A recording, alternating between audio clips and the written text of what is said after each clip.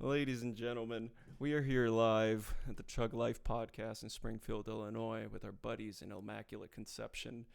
We're going to be going through all of the stuff that Almaculate has been up to and that the guys have been up to, and we do have a fantastic new addition to talk to you about. His name is Vishnu, and he is a bass player that kicks ass, and we're going to learn all about him. So, you guys want to go ahead and introduce yourself? Say hi to the folks, please. All right. My name's Alex Chastain. I'm the creator of the band and having a good time with this set of guys I got going on with me right here. So Fuck I yeah. guess we'll give it off to our new member, very new guy, Vishnu. That's right. Vishnu Srinivasaraghavan. I'm the new addition who's the bass player, and it's been absolutely awesome playing with these guys, and I'm glad I got invited to do this. Fuck yeah, dude. Happy to have you all. I'm missing a guy, right? Jason? Yeah, Jason, playing the drums. Been with this band a little over a year now. Just like jamming with these guys, we're getting tighter and tighter. Man, that's probably one of the best parts about living so close to each other, right? So you guys just can just continue playing live together, but also practicing instead of having to make that trip just for live shows like most bands have to nowadays. Oh, yeah. I've done that too, and it is taxing after a while. It adds up. Mm-hmm. I mean, yeah, for your wallet too. Yeah, that's what I'm saying. Yeah, for sure. Yeah, that's We were really having that discussion the other day about how much we'd spend in gas going to and from practices over like a period of time where we used to go to every week. where was It's it? weird to think about. Were you guys practicing in Oh, Springfield the whole time? yes, sir. Now we are, yeah. We used to go to like Vernon. Yeah, Divernon was our spot before, and then so we brought it back here, and it definitely This nice. yeah, This for sure. nice. No, the inclement weather. Yeah, we got a good system going on here. Alex, what can you tell me about having a look for, an outside practice space? Because a lot of folks have this idea that, if you have a basement or you have a garage, you have a living room, you can just go ahead and practice, put up some sheets or put up some towels, put up some blankets and comforters up on the wall and jam. Can you tell Yeah, us that would. what's the big pain in the butt now, modern day era when you can't really do that anymore? Well, you can, but it's much harder for sure, man. It.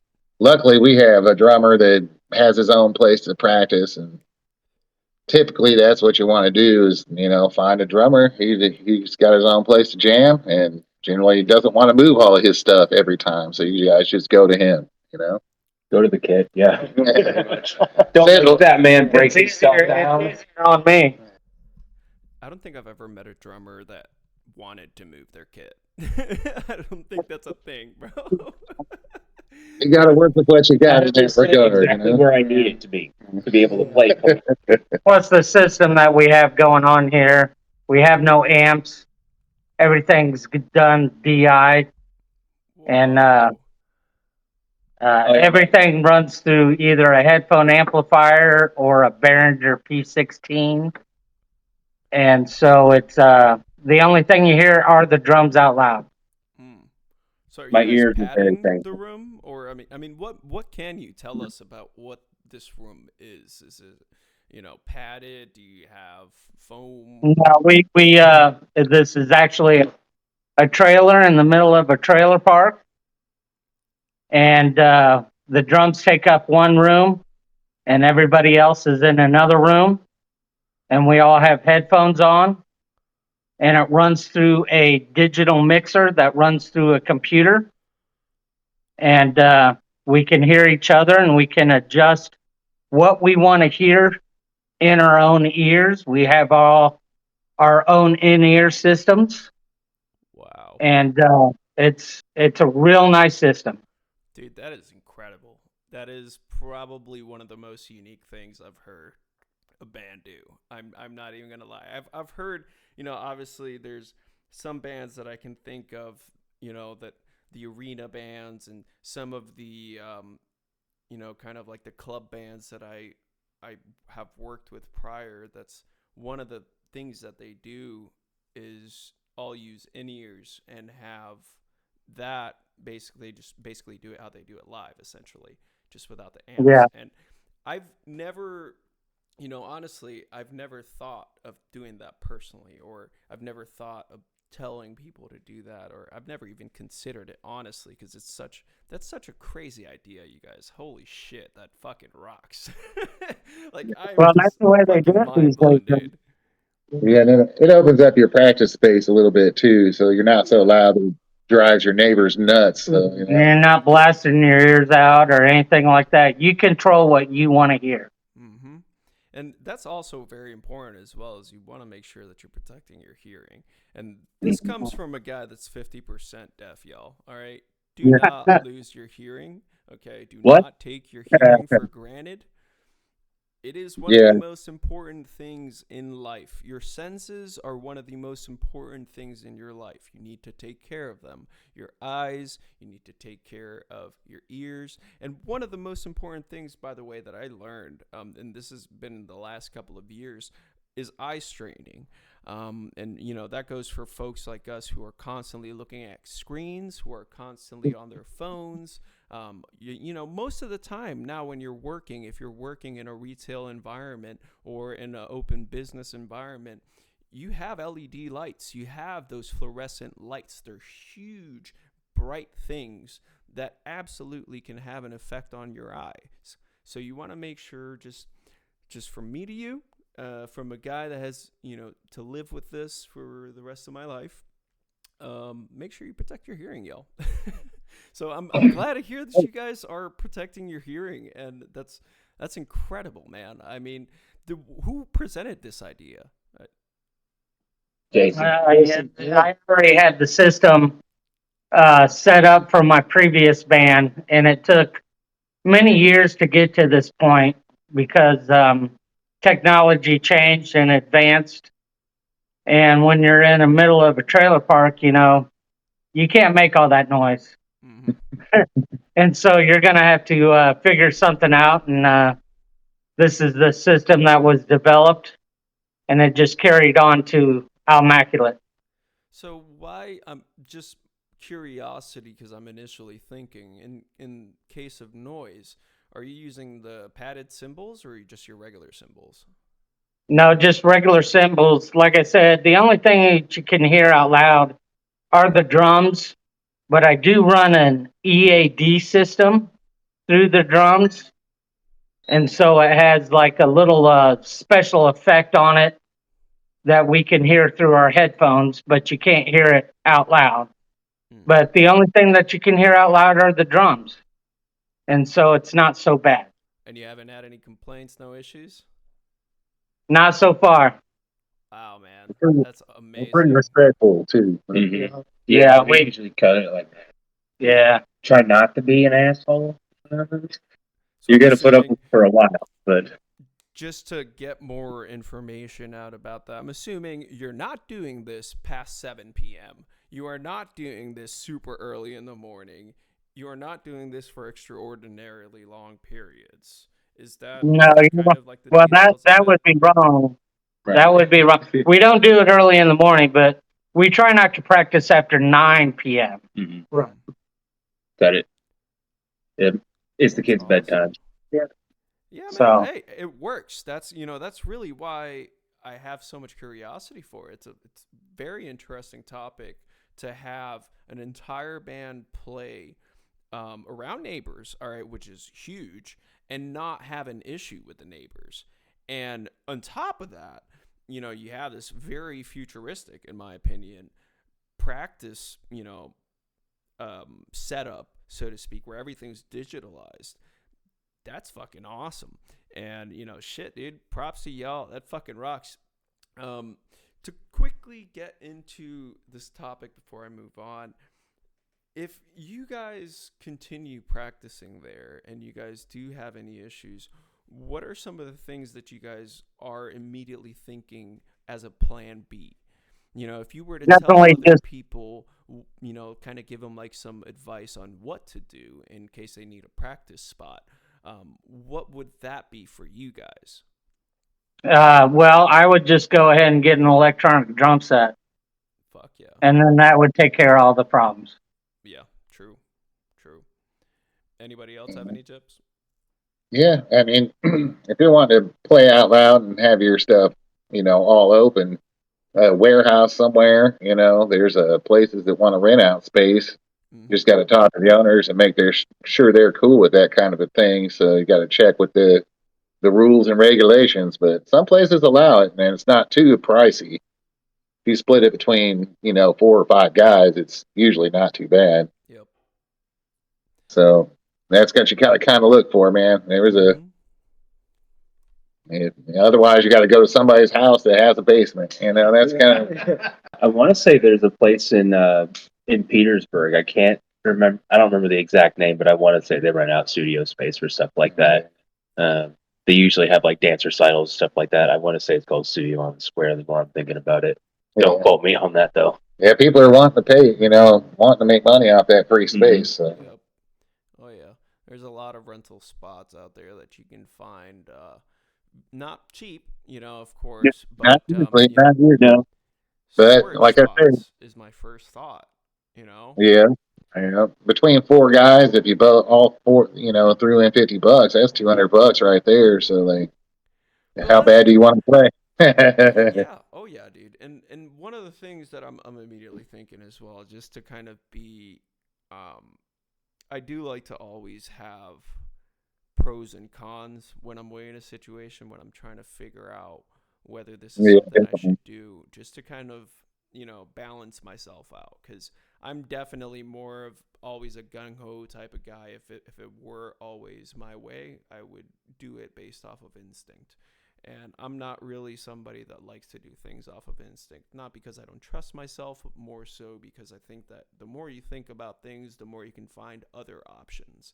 And right, exactly. So one of the big things that I ended up thinking is how you would have a band play in a storage room that doesn't have electricity. Well, and, yeah, that's a requirement. You have to. That's one of the. If we can't get that, then we're SOL. Yeah, unless you want to bring some kind of a generator that can handle that kind of load, but keep the door open. That's like the problem there. And yeah, exactly. You got to keep the door open because that's another issue that you're going to have. You're running a generator indoors.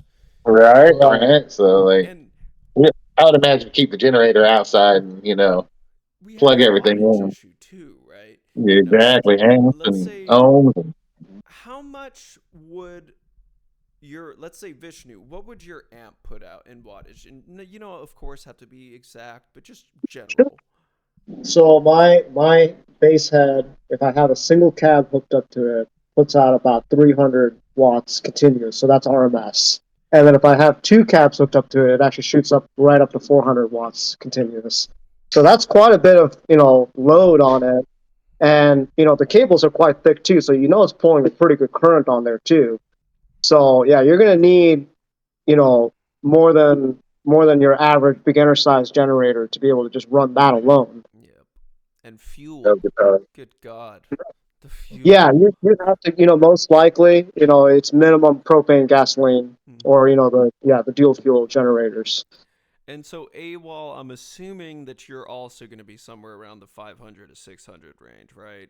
Somewhere around there. I think so. I don't know for sure, to be honest with you. You got 2, right? Alex, how about you? Solids. Is it solid state? My live rig is a Bugera 2-band, and I know it pulls some current. Yeah, for sure. I don't know about the range, but I know it's 120 rated. So 120 volt rated, right? Yeah, so. But I'm gonna guess it's probably at least 500. Yeah. So we're probably looking at maybe 2,000 volts, somewhere around there. 2,000 watts, probably. Yeah, I would say so. And I think what's gonna also, complicate the calculation is the dynamics, right? it's going to be pulling maybe 2,000 watts continuous, but then there's going to be times where it spikes above that. That's what that max power goes, and that's what you need your generator to be able to handle. Yeah, it's either going to shut the generator down, or you're gonna get some sort of signal loss because it's trying to brown out or whatever else. Man, that reminds me. I've had so many live shows I've gone to when I was younger that the power just went out. Definitely, dude. Right. Burning fuses in the bar, and it sounds like. Anybody ever had that happen to them? Oh yeah. Oh yeah, they fucking. I went to a show at, I think it was, what was that place? That is Red Flag now. What that used to be called? Fubar. Pops. Oh, yeah. Yeah, I went to a show at Fubar, and the band I was seeing, they were starting their intro. Their intro track was playing, and every time we get like right before the guitars would come in, the power would go out. They started and stopped that shit like 3 or 4 times before it actually went through. What? Mm-hmm. They're just blowing circuits. I think there was another band playing in the big room next door, so they were pulling more of the power, and we were in the small little sidebar. They used to be. Can you imagine that stage deck? Nuts, man. Pissed off. Try it again. Just fucking try it again. Just press play. Press the fucking space bar, dude. Guitar players on stage. It's not fucking me. I've got phantom power. Yeah. That's. Holy shit, dude. Oh man. Wow. Yeah, that's honestly a nightmare, man. I can't imagine, because seeing it, obviously we're all pretty happy about the lights not being on, but then we realize, wait, the band's not, like, you can't hear anything. You just hear, all you hear is psh, psh, psh, bah, bah, psh, psh, the fucking cymbals, and all you hear is drums now, and maybe the occasional vocalist growling. But Guy grunting really loudly. oh man, fucking nightmare situation, man. So Vishnu, 100%. I did want to bring this conversation into you, Okay. because playing bass, you kind of have a pretty important role when you're playing live. But what is something that a bassist can do that none of the other players can do? Sure. So this is a question that's been asked of me, and I've thought about it long and hard. Because you never have a really good answer. But I think the best way to articulate it is playing bass is kind of like chess. It's easy to learn, but it's really hard to master. So one of my big inspirations as a bassist is Billy Sheehan. He does all kinds of tapping and everything else, and he goes crazy, right? And you look at any of his videos and any of the bands he's played in, he's absolutely nuts. But his, early on when I was learning to play bass, I watched a lot of his instructional videos, and one of his, key piece of advice was, you need to be able to do your job first. Your job is to hold the rhythm, stay in line, and keep the song moving, right? So you do that. Then when you find some areas to kind of add some flair to it, go ahead and start doing that. So it was all about that's what's kind of really maybe formed me as a bass player, is to be able to try to do my job first, keep the song moving, hold down that low end, but then the mastery part is trying to figure out all the areas where you can kind of add that little bit of solo or the flair and still get it to fit. Mm-hmm. Yep. So what are some of your main inspirations aside from him when it comes to bass playing? My main inspirations aside from Billy Sheehan, you mean? Mm-hmm. Oh man, so I've got bands that really got me into playing bass. On the metal side, obviously Megadeth was a big one, and among the big four, I always felt Megadeth had a very good presence in bass, especially Peace Cells or any of the Rust in Peace era. Hold up, Vishnu. Megadeth or Metallica? I'm Megadeth all the way. Yep. Guys, I don't know. I don't know, man. I don't know. They're almost interchangeable for me. Yeah, I mean, they are. They Okay. have their highs and lows, but yeah. But as a bassist, I've Yeah. always enjoyed Megadeth more. I can see that for sure. Yeah. I'm just honestly, Especially I'm with, shocked. You know, you yeah, got Burton, you got yeah, fucking. I mean, shit. You got Yeah. Jason, dude. You got fucking yeah. Now. You got Robert. I'm Right. honestly Well, and I would shocked. say this, and I'll give you Trujillo because Trujillo's work on Infectious Grooves is absolutely nuts, right? And so from the metal side, obviously I got Metallica, then you had Obscura and Beyond Creation. Those are big metal inspirations for me. But then I also come from non-metal roots. Red Hot Chili Peppers is really how I learned to play bass. I learned on funk style first. And I'm talking the early Chili Peppers, stuff like, when they did Get Up and Jump and Funky Monks and all that. The good shit. From Blood Sugar Sex Magic, right? Yeah, the good one. Right. And then, Victor Wooten's another big, inspiration for me too. And he does all kinds of funky stuff as well. Wow, man, that is amazing. I would have never imagined that Flea would be an inspiration for you, dude. That is incredible. Yeah. And I say that in the best way because Flea is fucking amazing. He is, I don't absolutely. care what anybody thinks. They're fantastic. Red Hot Chili Peppers rock. I think it's just the vocals people have the biggest problem with Yeah. that. Oh yeah, I can dude. see that. I Yeah. can I relate to not liking vocals but staying for the music. Yeah. Yes. I feel Yeah. like there's a lot about music that you can put aside a lot of aspects of a group that you don't like the sound, or maybe you don't like a certain part of the live section or whatever, but there is a part of the music that resonates to such a point with you that you're just like, I don't care. I can I overlook don't that give a shit. shit if these Exactly. guys put fucking shit on an album and have me listen to somebody farting for 5 hours. Aaron Fluffy. Yeah, no comment. Do not ask further questions.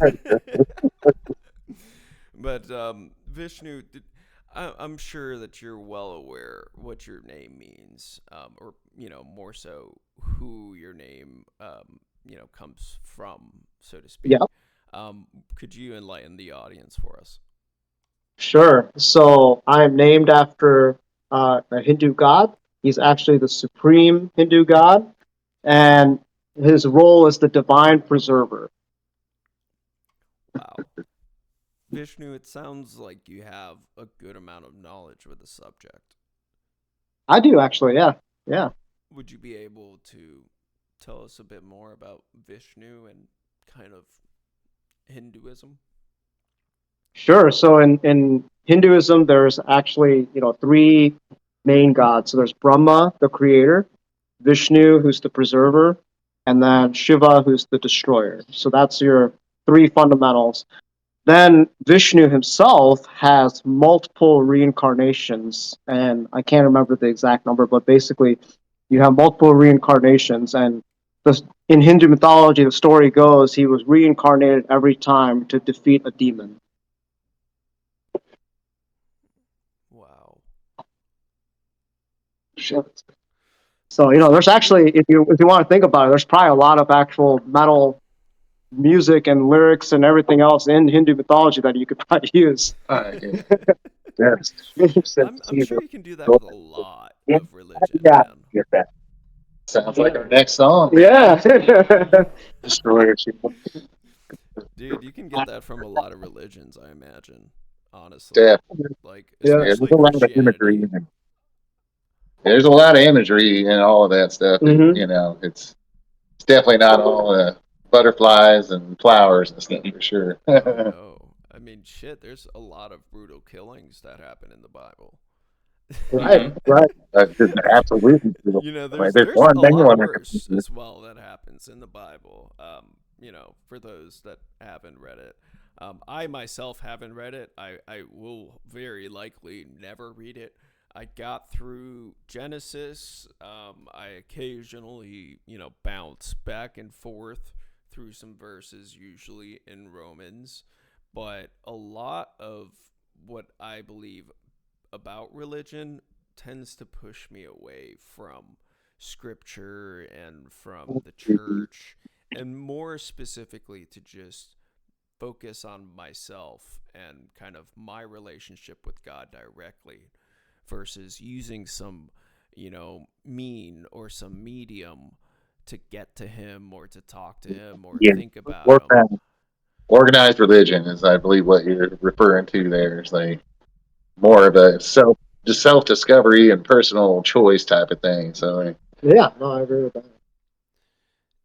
Vishnu, do you see any relation in Hinduism to this conversation that you want to bring in before we move on? Yeah, yeah. I mean, actually, to be honest, that's kind of how I do practice Hinduism, but it's kind of under my own terms and almost like a self-discovery kind of deal. And there's situations where I'll go and look into the history or read some of the mythology. It's more just curiosity and to learn more about it. But you know, I will say that I'm not one who go to the temple every week or do any of the organized activities, and that's what I think. My wife, who is Christian, it is a different. That's kind of something that we've discussed the differences between, because in Christianity it's a lot more structured, and you have to you go to church Sunday, you put your Sunday best on, you do all that, and that's always kind of been for me a little bit foreign, if you will. right. Totally understand. It is to me too. Yeah. A little bit. Because like my family wasn't very religious. My mom was raised Catholic, but we didn't go to church all the time. The only time, I mean, neither did my dad's family. But because I was in Boy Scouts, when we would go on camping trips, my scoutmaster made a point that we always went to church on Sundays, and that was always really weird to me. Because I'm like, this is Catholic. Oh. This is what I am. Yeah, this is fun. Yeah. This is what they tell me I am. Get it now.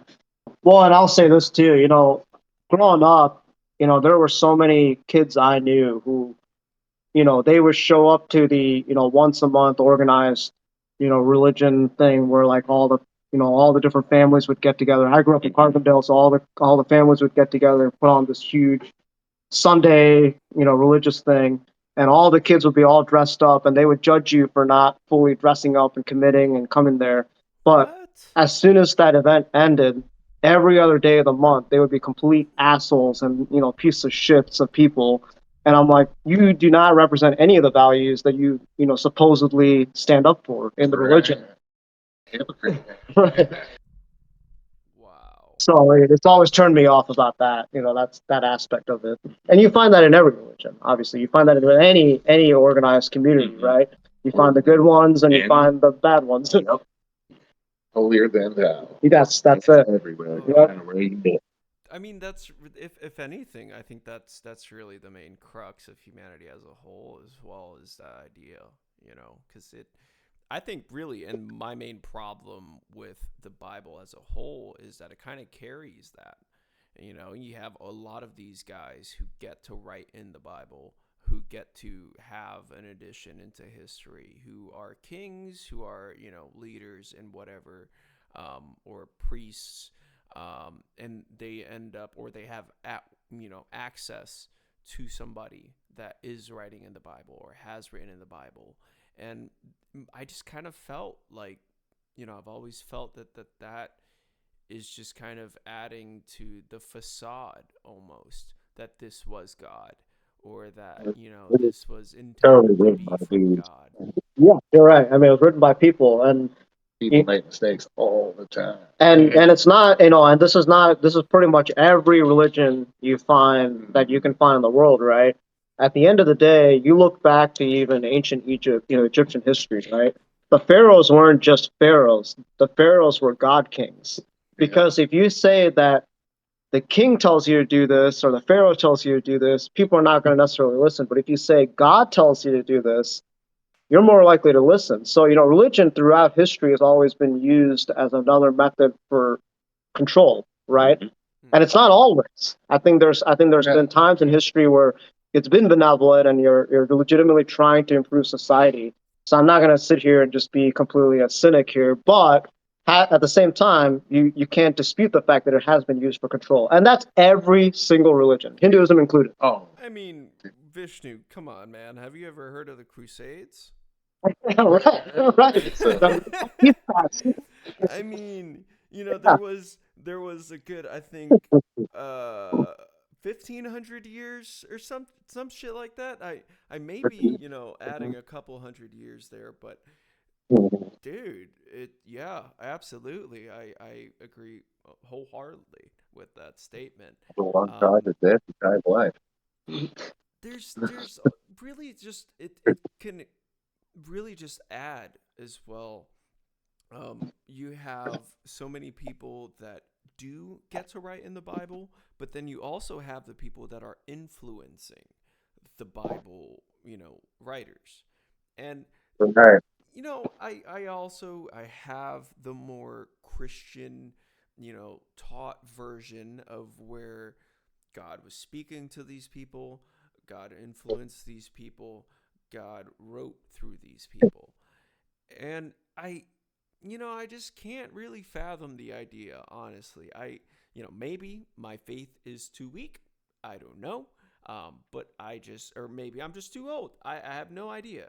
There's a lot of me that just really doubts the authenticity of people writing in this when initially it was God wrote in this. That's my understanding of Genesis as How the as, story as I goes, know. anyway. I don't know. It's just something that I was thinking about, and it just kind of sprawled out of Vishnu's name. Right. Sure. Very Incredible. interesting to think about as well. Vishnu, back onto bass stuff, man. Oh. So how do you have any experience playing live? Have you ever played live before? Yeah, so I played in a band in Carbondale. It was a high school band, believe it or not, and it was called A Silence of Truth, which of course it was a bunch of high schoolers who put that name together. So Yeah. we did some originals. We also did some Avenged Sevenfold covers because we were all super into Avenged Sevenfold, and actually that was kind of our gateway into metal. And this is the Wake in the Fallen album, by the way. So this was their second album. So when they were still M Shadows was still very much screaming, and they were hungry. Yeah, they were hungry, right? So that's kind of how we started. We played a couple times in Carbondale. we also we also did the school talent show, which was pretty funny. And then honestly, I played with a good group of good, dudes. They were all really good. Our drummer could play every single Dream Theater song. He knew every single one. He could play it. He thought Avenged Sevenfold, As I Lay Dying was just easy. And As I lay crying. yeah. And Yeah. our guitarist was kind of disappointed, but we decided to learn H by Tool as well, and our guitarist learned it in a day, and then just kind of went home, and then me and the drummer just sat there probably for like 2 weeks trying to get in time because and you can't, right? Nope. What you discover with Tool is, as a bassist, you're on your own time and the drummer's on their own time, and you just kind of like every fourth note or so you kind of pass each other up. But we were pretty proud of that. But yeah, so in Carbondale we played a few times, but then we all left for different colleges, and that's what broke up the band. And I ended up going to school at Purdue, and I found a few people to jam with, but no one was like super serious about metal. I didn't find the right group of people. Then I moved back to Carbondale for grad school, and I played with a stoner jam band for a while, and they kind of did some Fish type music. It was just like something to just kind of go and jam with some people, but eventually that didn't go anywhere, and then I moved up here to Springfield, and it was a few years before I finally joined Perilous Flight, and that's how I met Jason actually, and that's so Jason previously played for that band as well, and I of all places, I literally answered a Craigslist ad, and that's it. And that's how I got into Perilous Flight. But that band kind of fell apart before we actually could. We were in the brink of booking a show, right, Jason? Yeah. Yeah, we were about to book some shows, and then the band kind of fell apart due to drama. And I will say this right now, our high school band, everyone, we all left.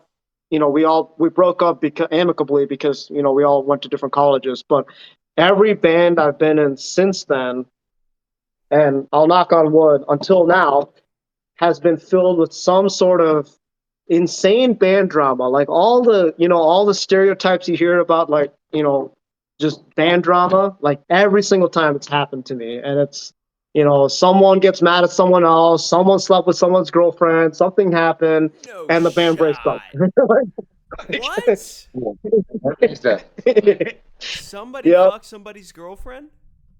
I think that so after that, when I was in grad school, after the Stoner Jam band, I did leave out one band. There was a metal band I joined, and we were about to book some shows, and that included, like, we were gonna go open for a band in St. Louis. I forgot who it was, and it was a smaller band, but we were about to go, and then someone someone slept with someone. I don't even know the full details. I can't. Wow.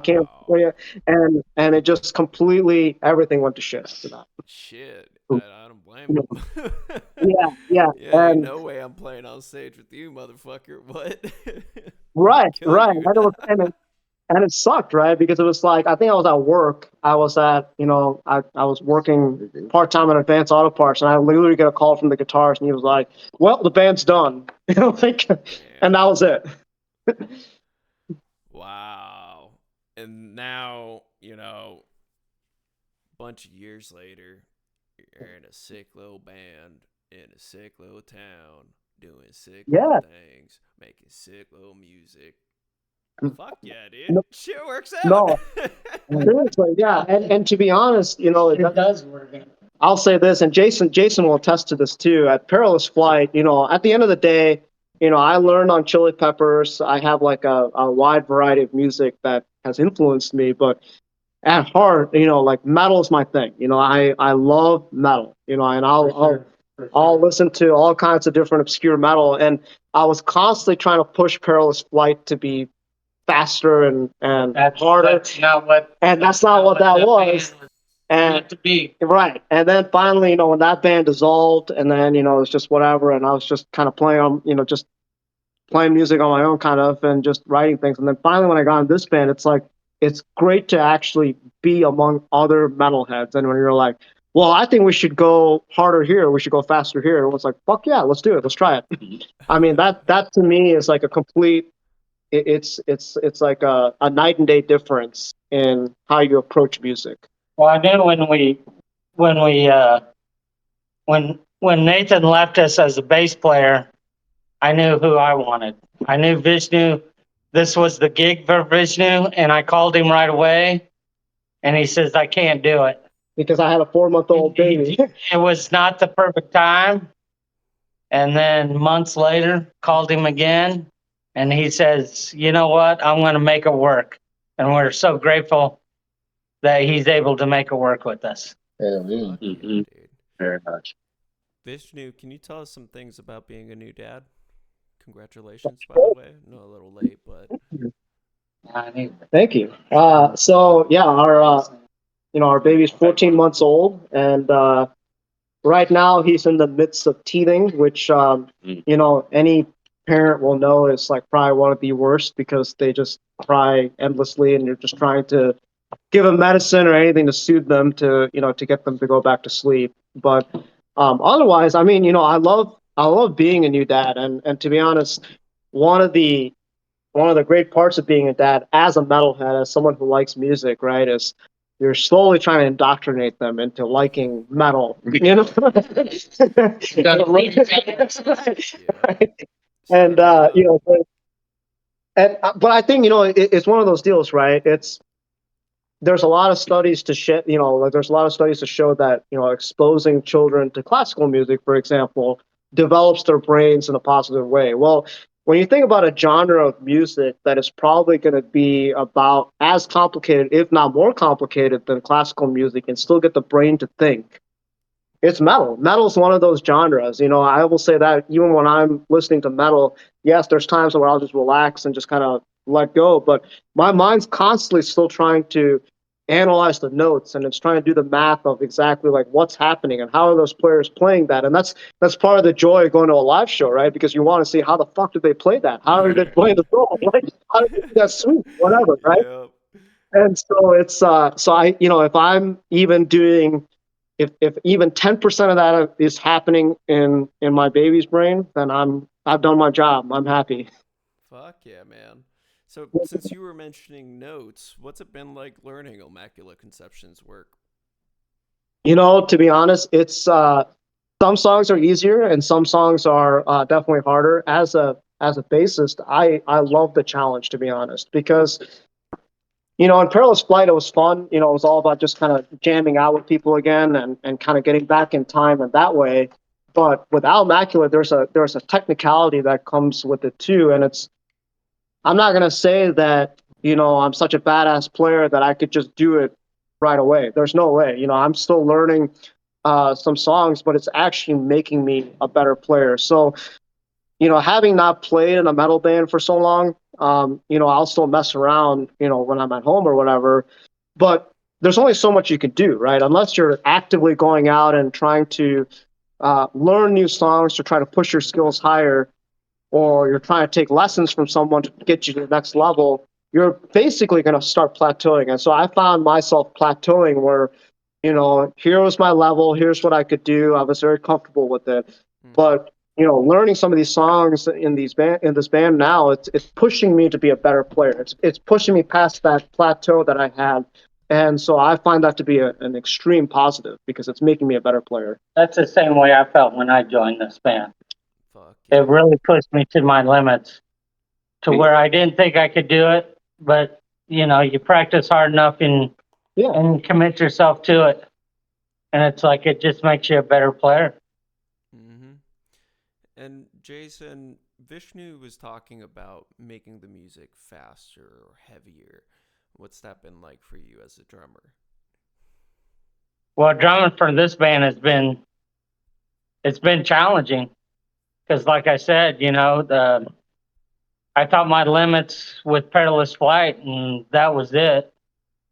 But when I tried out for this band, it really pushed me over that mountain, over that hill, or whatever, and I had to practice my ass off, and I still do, to be able to keep up with these guys. It's very technical. The timing is impeccable. You gotta have the timing.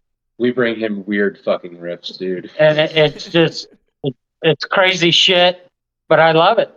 And like Vishnu says, it has made me into such a better player and opened up my mind to a lot of different things. When I sit down on the throne, it's just not that 4/4 anymore. It's limitless. You can do whatever you want.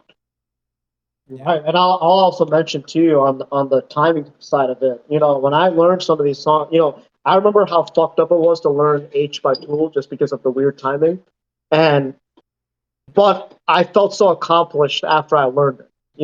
You feel so accomplished that you're able to play it, and that's how I feel with some of the songs in this band because you have to. It's not just learning the notes and playing it fast. You have to be able to time it right too. Yeah. And that's the part that makes me a better player too. And then once you get one song down, you just feel so accomplished. Right. And then now it's like, oh, well, there's 3 more. Everything else is just a little bit easier. From here, it's all kind of downhill. Yeah. At some point, right? Have you guys Why is it started going up? writing new material yet? I remember you guys talking about writing. I mean, have you guys started recording, or have you guys Not recording yet. deadlines even for recording? No, we haven't started the recording process yet. Vishnu's almost caught up with us completely. And then we got a couple songs in the works there, and then he has a song he wants to contribute, and then from there, everything will be everybody. So And we've got like the skeleton of something. Right? we got an idea of what we're going to be doing, but we do have some live shows coming up. So Right. or at least one. That's one. we'll talk So we're about we're that back. towards the end. AWOL, what's it been like with Vishnu's idea for faster and heavier? Is this something that you're very excited for? You got a lot in the Every works for time. that? Oh yeah. Giddy is school, but you have no idea. Oh yeah. I imagined you would be. That fucking rocks, dude. I'm excited. I'm excited to hear this. Well, I I'm don't stuck in want to be rhythm. that guy, to say like, hurry the fuck up, but No, I don't have to worry about him, dude. He knows what the hell he's doing. Yeah. Yeah. No, it has been nice having that person that understands the concepts of it all too. So it's really nice to have that as a complete group here. Like, when you walk into band practice and you're just gonna geek out about a couple bands with your buddy Yeah. before Right. before you actually start playing. There are times where I'm sitting behind the drums just waiting. She's like pointing I'm at just like, hello, next song, let's go. we're off in La La Land talking about something Yep. completely different. Well, and it's Some obscure metal band. So and it turns out that AWOL and I had been to at least 2 shows, and we hadn't before we even met. yeah, We both had we went to the Children of Bodom show in Chicago. the children of Children of Bodom, Ex Mortis, and Oni, and Abbott. and Abbott. Mhm. Right. Yeah. And then we both were at the Campbell Corpse revocation show. Red Flag. And Red Flag, yep. Oh, that was a good one. Yes. I like that one. So, this was even before AWOL and I met. We were just We randomly the same room. Yeah, we were randomly talking about these bands, and it was like, wait, Have you? which show were you at? Where'd you see? You saw where? Yeah. I was. No, you weren't. What year? We're at the same show.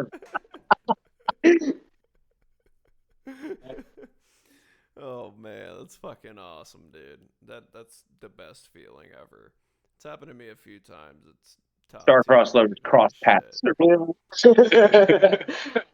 Before Have you guys our fate. had any major gear changes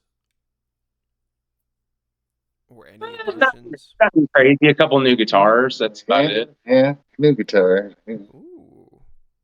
Well, what about you? What kind of guitar you got, Al? Al got a new guitar. Well, we're going to be starting to rack the 7-string format out there. Oh yeah, we're going now. down. We're going down low. On our new stuff that comes out, will all be 7-string stuff. So Mhm. Wow.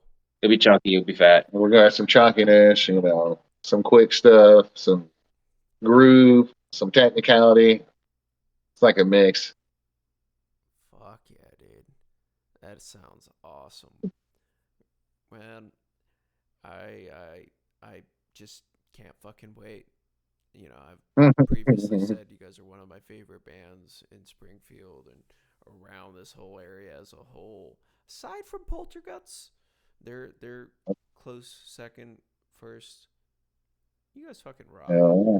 I mean, and Thanks. I'm We appreciate it. super Yeah. excited for you guys to have heavier sound and faster sound. That's definitely the shit that I like. And I know that you guys are also fast and heavy fans, so I'm very excited to see that foment in your music. And so I wanted to talk about artwork and, kind of just social media presence. Have you guys really had just kind of negative experiences with social media? Or what's been your experience with social media? Just for the band specifically, for advertising shows and for getting the I mean, word besides out. our looks, we have no negative. No, nothing bad really you can say. No, there's, all the feedback we've gotten has all been good. So I mean, people you I guys don't talked get to- drowned out by bots. Like, Oh, you talking about like not false advertisements, but just the random Fake ads and accounts. The stuff. DM bots, bro. Oh my god. I'll No, look they're and not that big yet, dude. Yeah. dude, No, No. it's Um, insane. I'll have like fucking like 15, 20 fucking random messages and it's so fucking weird. And I get, oh, I think at least one every week on Instagram, something like that. Like, Irby Lynn wants to meet you. like Oh my god. jewelry ambassadors. We want you to model our bracelets, shit like that. You know what I mean? Could you be our Destiny model? Shit like that. Yeah, exactly. what you mean? Like, You don't want to become a hand model? Got cute cuticles. Yeah. listen, dude, I That's big no. money. That's a big money industry. But why in the hell am I in this band? You don't want to see these, man. It'd be too So good. in also coming along with artwork and album artwork, social media, what's it been like getting merch done or, doing the artwork for merch? We got some merch going right now, and we're definitely working on a second line of stuff that is a little more graphically inclined, I suppose. Right now our merch has like our basic logo on it and stuff. So Wow. t-shirts and beanies, and still have a few physical CDs left to go. So. We want to get through the current stuff first before we put in for more. Just we're gonna change some stuff out. Yeah, we're kind of waiting for Vishnu to come along, so that way we have a full band when we make the decision, and we feel like nobody's going to be left behind. Of like, oh yeah, here you go. Here you're in the band. Here's what's already happening. Yeah. So, Also, here's give us and stuff. $150 so we can put a merch order in. We need it by You know, next Saturday. do you mind? Do you mind? Would that be okay? Can you have it today? Have any cash on you today? Like, no. We can go to the I mean, we bank. wonder. I'll take you. I found that that's a big hang up in some bands. I mean, you want the guys, people that come into the band need to have input as well. So, like, Financial input too, as well as, obviously you have your personal input, but the main thing, and I'm sure that some of the listeners have picked up on a topic by now. If you're in a band and you commit to a bunch of dudes to do music and to play shows, or if you want to play shows or whatever, but you get a group together, you gotta be involved, and that ends up being a lot more than just posting on social media and definitely. writing Yep. music. You have to actually put a lot of financial effort into it if you want it to be successful, and you don't want to be huge, whatever. There's obviously a lot of folks in the world, and I myself am one of those folks that is very content with life, that is very happy with themselves, and does not seek fame, money, power, whatever in the current time. But just general idea, if you do want those things, you want to go and play a big stage, you want to have a big band and be the next Alex Terrible, I just want you to know it is not going to be free. No. And not the entire time. People are not going to be paying you. It is very likely that you end up sleeping in your own car in some random gas station at some place after a show or after a drop off because you are too poor. And you cannot drive home, and you cannot get basic things done like get gas. And you have to wait for a paycheck to come in. So you sleep in a parking garage, and I do not want you to be that person with this Yeah. idea that it is all going to be dandy, that people are going to want to pay you from the jump. It is no, it is they never very do. rare. And They never there's do. They don't count on that. So No. yeah, you have to have your merch and stuff like that, and you got to live off that. So, you and need sometimes it don't sell. Exactly. you gotta put merch up. Like it is literally at this point in our modern day culture of bands, where bands have gotten so good with marketing social media, or whether it be email lists, or whether it be networking, or whether it be having insane merchandise, whether it's just ridiculously disgusting, like cemetery rapists merchandise, or whether Yeah. it's very simple, like some of the merch that you'll see out there from some of the bands that there's a lot that you can go throughout and be in the middle, but it's not cheap. And merch specifically is fucking, it's just ridiculous. So Alex, is there any more input that you could give us into some of the pains of that you guys, if you guys have had any, of dealing with merch and getting that kind of started and up and running? Getting the initial investment is the biggest issue. Once you got that, your merch will replicate itself. At least with the way we kind of do our thing. So we tend to like let the band kind of pay for itself to, make that stuff. Make our merch and produce our CDs and stuff like that. Hell yeah. We've gotten lucky a couple of times and gotten a little bit of money from playing some shows. Yeah, like So, I mean, capturing the door, selling a few Yeah. shirts. Fuck yeah, dude. put it all into itself so we can. Man, That way you don't have to pay for it out of your own pocket so much. It helps a little bit. Anybody Keeps else have everybody any happy. input? No, I was just thinking, you brought up an excellent point about how it takes money to make money, right? I mean, that's kind of the That's the- crux of this lesson. And Yep. Oh I my still God, remember Vishnu, you hit it on the head. Scared money don't make money, bitch. Yeah. Right. No, you're right. And I cannot, for the life of me, cannot think of this band, but I was at a Children of Bodom concert, and there was a metal band from Spain, of all places, and they opened. They were one of the first acts, and Wow. I talked to their guitarist, and I was like, how much should you make off of tonight or this tour or whatever? And he was like, nothing. And I'm like, what do you mean nothing? He was like, No we do this for shot. exposure.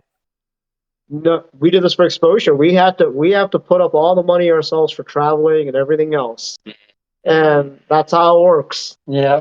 And another time I'll tell you too is Arcspire. I'm sure everyone knows Arcspire. The super fast, insane Super technical band. Yeah. And the first time I saw them, they opened for Obscura. So they were out there with Inferi, and it was Obscura, Inferi, Arcspire.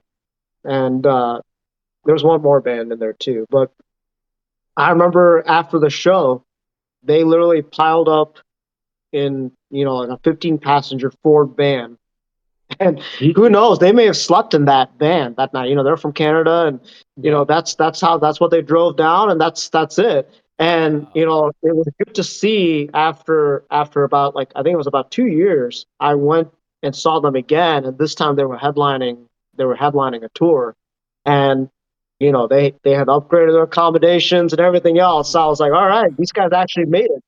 The struggle that they did, it has paid off 100%. So it's that whole mentality. You may hear people, and I'm one of those. I think everyone needs to do some time in retail in terms of like doing a job. You got to be in the dirt. You got to deal with people. It kind of sucks. And so I think that part of being in a band is sometimes you got to go through some of those struggles. You gotta really build up your image by doing some of those Free shows. yeah, free shows or whatever else. You gotta struggle a bit just to get your name out. You got to be there. But it feels so much better when you finally do get some recognition. Sell that merch, bitch. That's Right. right. That's what you do. That's where your money. Make your money. You give away your music almost, and merch is where your money is. So, like, Yep.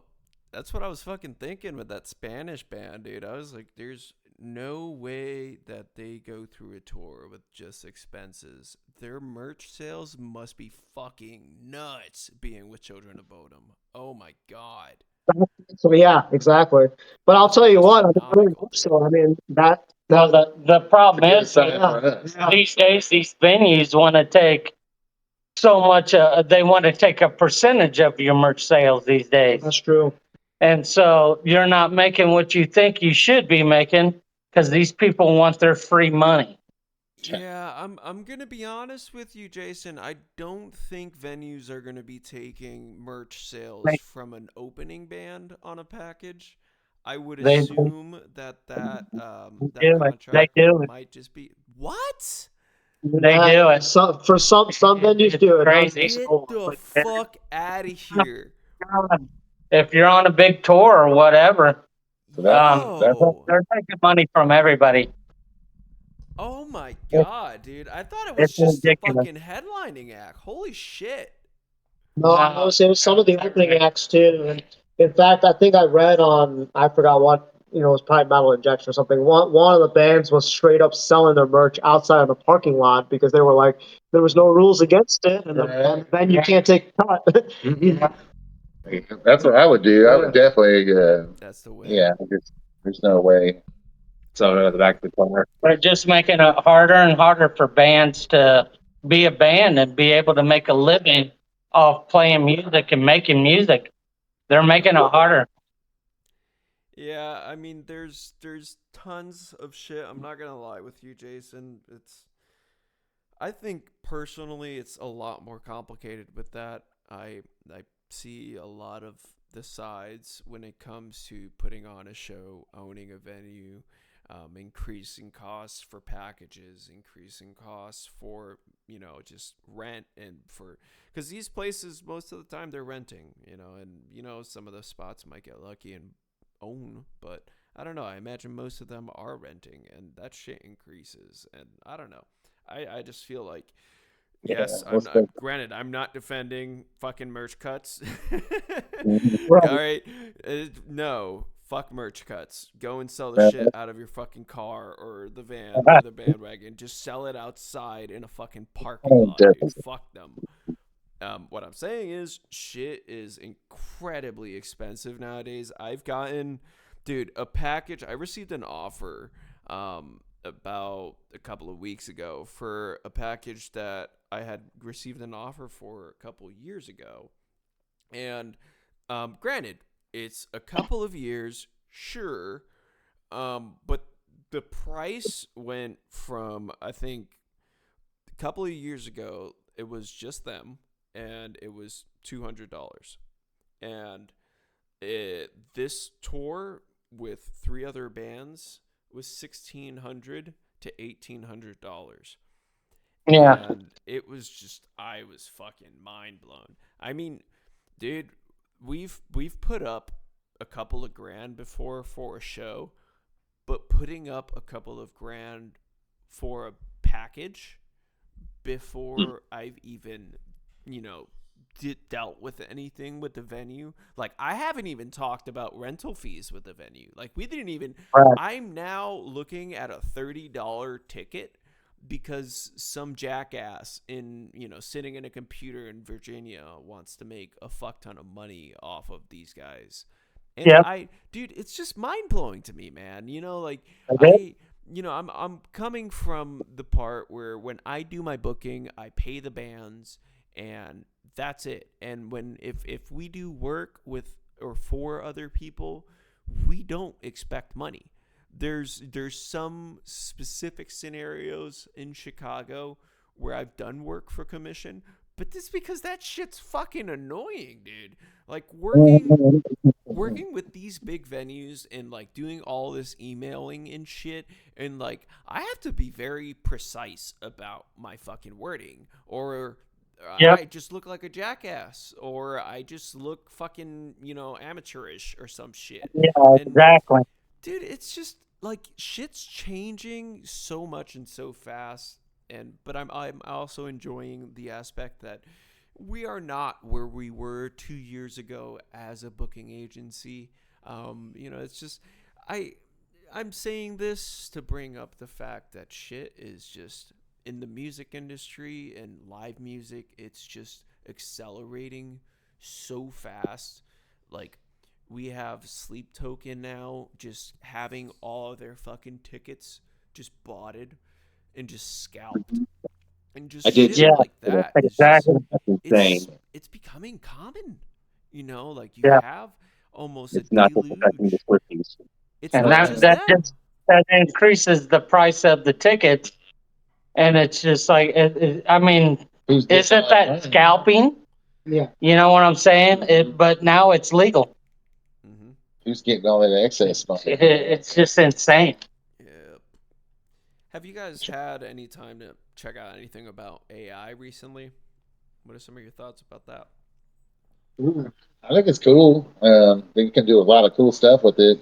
Robot Army has actually been doing some cool AI images they've been putting out. No, no, I don't no. know. I mean, just AI as a whole. I mean, Oh, that fucking they're shit going to that you take over the type in world. some prompt. That shit's cool. Don't get me wrong. I'm a fan as a photographer. I think it's cool, but Right, right. I'm also starting to realize the artist perspective that Mhm. those aren't original images. No. Right. Well, That's the part that kills me, really. Is like as an artist, I'm like, holy shit, this is amazing. Yeah, it's But beautiful. who's the It's not like artist? it's beautiful, like Exactly.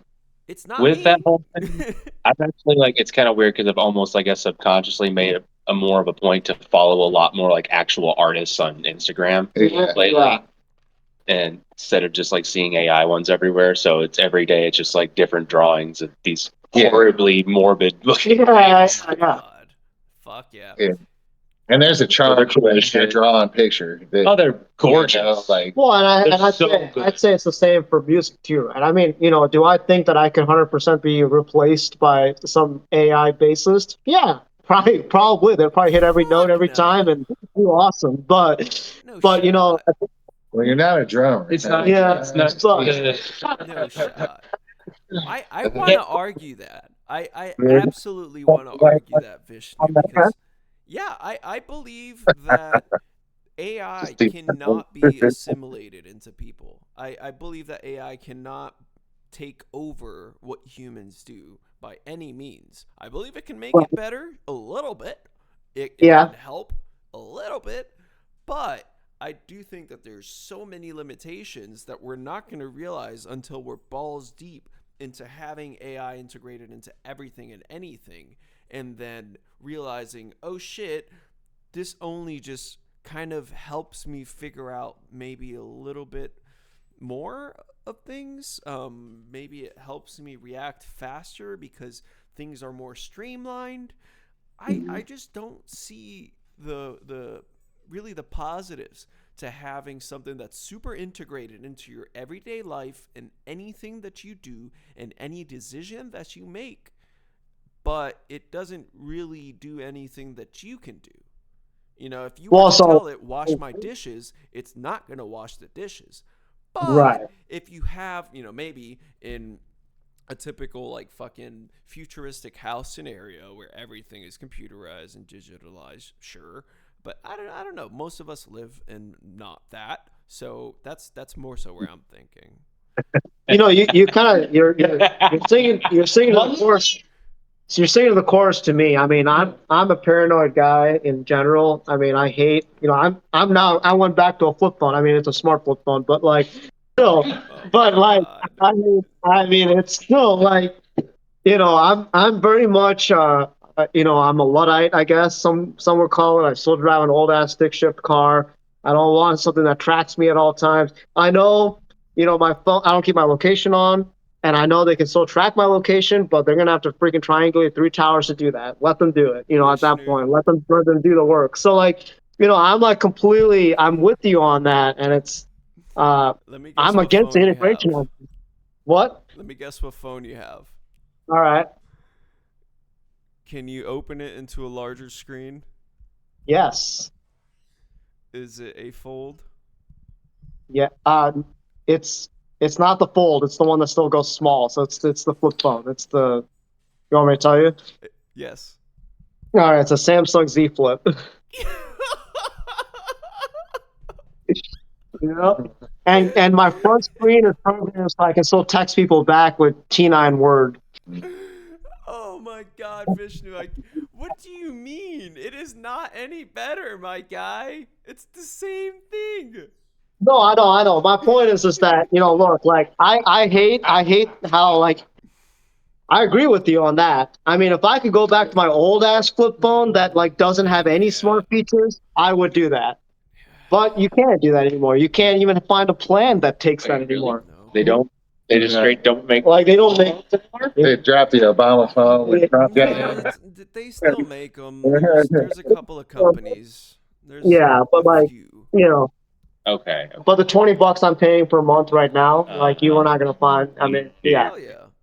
You can't beat that. Yeah. So like, but my point is, do I think like, all this stuff is becoming too integrated and people are being too laissez-faire or like free with their data and everything else? Hell yeah, I think so. So I mean, from the perspective of, do I think AI is going to eventually lead to Skynet, to us being enslaved by robots? Yeah, I think that's 100% could happen, right? It could, But I guess. That's from where I the would other argue side of it, against, honestly. I don't think there's any way it would even come close. Like not even 1/100th to be Skynet, honestly. I mean, not yet. But I if you think if look you at made robots, that's a different story. But just like AI specifically on its own, like on a no, not computer all. or a hard drive, it's harmless. Maybe it'll set off some nukes. Maybe a few nukes at worst, like 2, maybe 3 before we were like, holy shit, it's going nuts. Let's shut it down. I don't know. No, I'm more extrapolating into the future based on the rate of development, if you will. Right. That's kind of where I'm looking at it. Technology So like doubles at a 200 certain years rate. from now, we're Yeah. in iRobot. Probably. I can see more Android-like things like that for us. Go wash the dishes. Well, I'll say, actually, I'm glad you brought up iRobot. I will say what's in the near future that could happen in our lifetimes is, if you remember in iRobot, Will Smith's character got a bunch of shit for crashing the car because he was in manual driving mode rather than letting it self-drive, right? And I think that is a possibility in our lifetimes where you're going to be discouraged from manually driving a car. And as a big car enthusiast, that's something that I I take a lot of issue with. Yeah, that's annoying. Man. Yeah. I'm No. trying to find this movie. I watched it not too long ago, and you mentioned something that is kind of touched upon in the movie. It's on Netflix, and there's a scene basically. What ends up happening is some like EMP type attack happens on the U.S. And there's a scene where they're driving, and they stop at a point on the highway that's very overcrowded with cars on all 4 lanes, and it's just Teslas, and all the Teslas have hit into the Tesla in front of it at full speed. So everything is super damaged. There's shit everywhere, and they're going, well, what the fuck is all this shit? And more Teslas show up at full speed and hit the other Teslas that were in front of them. And while they're all standing there. Yeah. Dude. Sounds like Black Mirror. No, it is kind of like it was a movie. It was it's a movie. fantastic. I gotta find it because it's gonna drive me nuts. I saw it. And I can't remember what it's called either, but I did see that. I was like, oh my God, that would suck, dude. If they come up on it, they're like, what's going on? All of a sudden, they hear the quiet hum of electric vehicles coming. They turn around and they're all like, ah.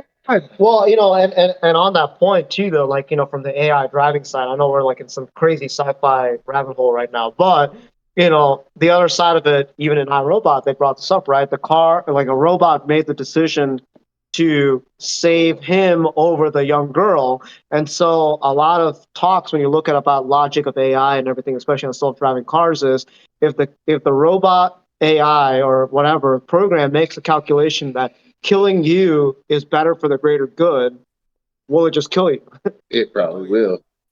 Yeah. Right? So I mean, those are the kinds of stories, that when you look at, I'm a big sci-fi right. When I look, I'm a big sci-fi reader, and when you look at all the different sci-fi topics, the whole robot apocalypse is probably the most realistic. I mean, that's why it interests me so much, because we've got technology that's kind of heading that way, right? They've got drones that are doing obstacle courses and jumping up and down and climbing over mud pits and stuff. Well, they do drums instead of fireworks these days.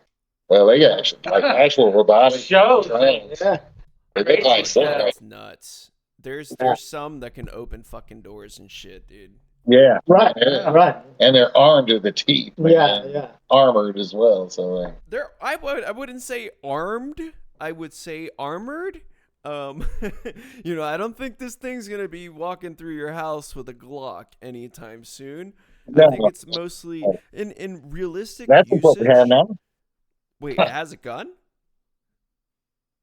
Well, The don't we all? military, Yeah. military droids. I guess it would be more of a droid than a drone. Yeah, but not police. Like you're not gonna get served the warrant with fucking police robots. Yeah. Like that No, would yeah. be crazy, dude. Fucking police robot shows up with a 12 gauge strapped to his back. Wrong answer. Ooh. Have you ever seen RoboCop? You have. Wrong house. That's my Yeah. neighbor. Man, talk about this. Yeah. Oh, sorry to jump topics here, but I did find that the band who opened for Children of Bodom from Spain. The band was called Hollow Cry. So all you listeners out there, go give them some support because they pretty much did an international tour for free. Wow, that's metal as fuck, dude. Honestly, but I imagine they're probably pretty wealthy kids or men. I or would people. yeah. I mean, I don't know. But still, Yeah, You I mean, don't to be do honest, that like just what off was a sad whim. was, Living, Yeah. medium income. Like, there's no shot. I don't know. I'll give you that one. And actually, what I'll say too, when I was in Germany, I went to the Summer Breeze Festival, which is the festival that's not Wacken, it's the other one, so it's the more European bands. And what you'll find in just the culture out there of metalheads in general, and like people who play in bands in Europe, just given the amount of vacation time they get, right? It's a completely different. It's on a different level than anything in the U.S. Is that you'll find members of these bands who are lawyers, investment bankers, kindergartner teachers, all kinds of things, working careers you would never think of associated with someone who's in a touring metal band. Right. And Wow. that to me was like nuts. And so yeah, to your point, you're right. These guys could have already made money from whatever other job or whatever, and they kind of did this to get their name out on the band side. And that's pretty fucking metal too. Yeah. I want you to imagine all you Yeah. metalheads out there. Just, you're one day at work and you get called to HR. So you stop what you're doing, you grab your shit, you're probably going to get fired or at least yelled at. So you bring all your shit just in case you want to storm out to the car and go home. And you finally get to HR's office and you knock on their door. You come in, you go in, and it's George Corpse Grinder. And he's your HR rep. Oh man. That's what we're talking about It's here. nice to see you. So, guys, hopping into our last topic of the night. This has been fantastic hanging out with you guys. I'm wanting to find out what that movie is, so I'm going to be looking that up and sending it to y'all. It's fantastic. It's a movie about Post-apocalyptic. a big old apocalyptic event that happens in the U.S. and it kind of it is along a lot of the technological lines. I think it doesn't really give a lot of hints as to what specifically. It just kind of is like X did it, and that's that. And then you see all the shit that happens. It's, overall the plot line, you want a lot more, but I think that was done on purpose. I think it's very likely they end up coming back with another run of it, like a part 2 or some shit. I don't know. So moving on, Alex, you now have a full band. Yes, Once sir. again, you are ready to start writing, recording, get music out. What has it been like having more than your input on your music? Oh, I'm pretty used to it at this point. My career, man. I've been playing for a long time, and I mean, just my for previous. Almaculate as a whole. Oh yeah, I get As we you. spoke about it previously, a lot of this work was written by you. Right. And so Yeah, I get now, what you're you saying. got a bunch of guys that are like, hey, we want it faster and heavier. Oh yeah, stuff like that. Oh yeah, I'm more than willing to oblige. So Yes. so That's what I wanted to it's no hear. thing for me. So I like to have a lot of variety in what we do. Like last thing we want to do is like be the same thing for an hour straight. I find that's a little too much for me most of the time. So we want to have switch ups and make it nice for the listeners. You know what I'm saying? So Hmm. Oh, yeah, man. and slow, Progress is badass, great. wonky, whatever the hell we need at the time. So Our shit is thy voice. that's right. Sometimes slow, but not slow enough for Vishnu. He punishes us. I think we'll do something super, super, super slow, and then we'll just And then we should just do triplets to this whole thing. we're gonna take it to extreme. The next three measures are all going to be triplets to that. If we go super slow, I'm just gonna tap the entire time. And then might we be do able to two live for that. Going Billy Sheen on it. Yeah, that's right. Yeah. Fuck, that is awesome, guys. I'm I excited. can't wait to see what we do, but Excited to hear it, man. So you mentioned previously you've got a couple shows coming up, right? When and where can we see you? well, we do have one show coming up right now, but we are booking for sure. So this one is on 420. It's in Quincy, Illinois. Midwest Monsters Promotions is putting it on. And it's with like 9 bands, man. It's Man, that the guy overall put heavy. on some fucking ragers, dude. Yeah. So, Man. Stay Street Theater. yeah. So it's The big Metallica tribute band headlining that. it looks like it's $15 at the door, But I'm sure it's worth it. 9 bands, and if you're a live music listener, you got to be there probably. So I'm just going to go on record to say this. Our homies in Before the Fire Dies are also on the bill. hell yes. That band, if you do not come to this show for that band alone, you're doing a disservice to yourself. You don't come to the show for Immaculate. You're doing a disservice to yourself. What he said. I want to just quickly pop in a small Yeah. little story about those guys.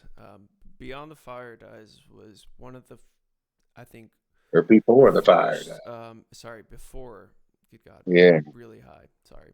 No, Before the Fire Dies was one of the first 2 bands I resemble that contacted remark. us. What's up? I resemble that remark. See, Yeah. Bruh. When we announced our festival for charity, they were like the first band or the first few bands that reached out. They were like, dude, we'll do it for free. And I was like, but we're paying you. And they were like, we'll do it for free. It was like, I mean, it was. That would be weird. They're Let's go play a fantastic charity and dudes, get man. paid. Holy shit. no, Jeremy he just wants to play, dude, and it's fucking. I love that band. They're so fucking cool. They fucking rock, dude. And I haven't heard them with their newest singer, so I'm kind of excited about this that they're there. What? Oh, So the headliner, I missed they had- something. Wait, did you not know? Oh, I definitely know.